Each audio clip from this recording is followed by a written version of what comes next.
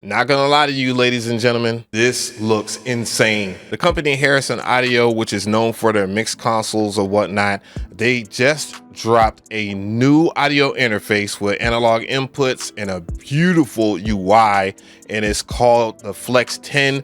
As you can see in this part of the video right here, you can see that the Flex 10 is fully loaded, 10 ins, 12 outs. Looks crazy, bruh. I ain't gonna hold you. I don't have it in my possession yet, but I have plans on getting one. So I'll have a link in the description box if you want to learn more information. Yes, it is an affiliate link that helps support this channel at no additional cost to you. And luckily for us, Bolo has a video and we're gonna check out some of it, but I'll have his video linked in the description box. Introducing the Harrison Flex 10 desktop audio interface. Bruh. Love that design. I wonder what the size of, we're going to look at the footprint of it so we know how much real estate it takes on the desktop. But man, I tell you what, I am thoroughly impressed with the design of it. I mean, can I even, no, I can't scroll in, but yeah, that thing looks really nice. I love knobs. I love knobs. Touching screens and stuff like that are great, but knobs and then VU meters, bro. In my opinion, this is the best desktop interface of 2026. Let's go ahead. Shoot, I hope so, because my favorite right now happens to be the one I use all the time, and that is the Yamaha URX44V. But yeah. And check it out right now. Bolo! Say is this thing looks incredible. Look at it. Look at it, man. This thing looks incredible. I just did that myself. And it sounds incredible, and I'm actually talking through it right now using my Lawton Audio LS208 going directly into the Harrison Flex 10. Now, some of you guys may know, and some of y'all may not know, that Harrison is a part of the SSL family, so one thing we do not have to worry about is quality. This desktop audio interface definitely delivers in quality.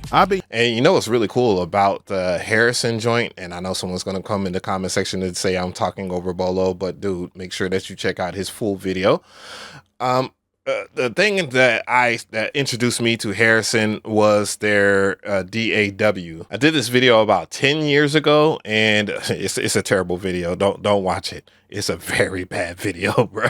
But I liked the fact what they was trying to do was give an analog vibe to your DAW, or to the computer rather.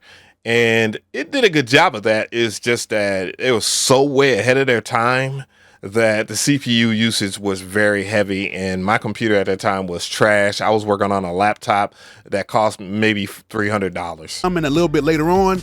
Today, we're just doing a brief overview of all the features that this thing has. So let's go over the features of the Flex 10. Now, before we even talk about the front of the interface, which that looks very interesting, let's take a look at the back of the interface so we can look at all the connections. Now, for both of the inputs, we have a line input and an XLR input. Oh, so look here. So you can have two pairs of studio monitors. You have inserts. Wow, that is extremely rare. You have two mic channels. I wonder if you can put mic and line channels together and, you know, it will function the same. I would imagine that it would not. So that's kind of, But you have MIDI in and out, and ADAT, dog, ADAT, because I much rather record in ADAT than to record into a DAW. You lose so much from your beats or your music when you record into your DAW because of 32-bit afloat, which is great because it stops distortion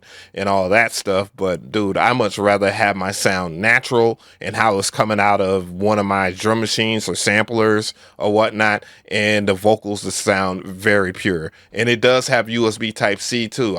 That's well duly noted. Now we also have insert sends and insert returns. So that way, if you want to use any hardware inside of your chain while you're using this, you can go ahead and use the insert routing on here. And that way you can use your outboard gear right along with this Harrison interface. And what's really crazy is that, and you already know the vibes, gang, I'm going to just show y'all right now what I'll be doing with it.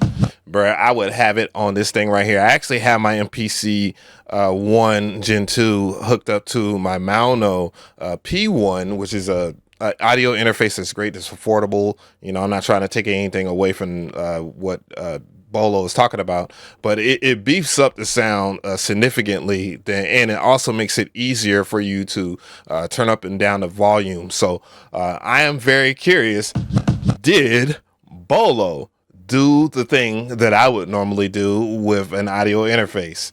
And that is plug it up to an MPC so you can make the MPC sound like something else.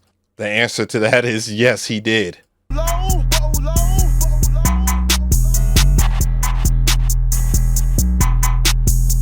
And then you notice how much it's pushing. I mean, the audio is going to sound a little different from you. That's why I recommend that you go to Bolo's video and support it so you can hear for yourself. And you can see that it's not clipping or anything like that. It's just all of that. I hear every bass inflection. The mids sound great. I know I'm using these Bioaerodynamic DT 1990s, and they already have a good footprint in themselves. But hearing it and seeing it, it sounds amazing.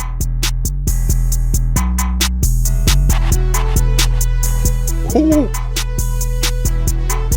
Bolo's sound selection is A1, dog. It's second to none.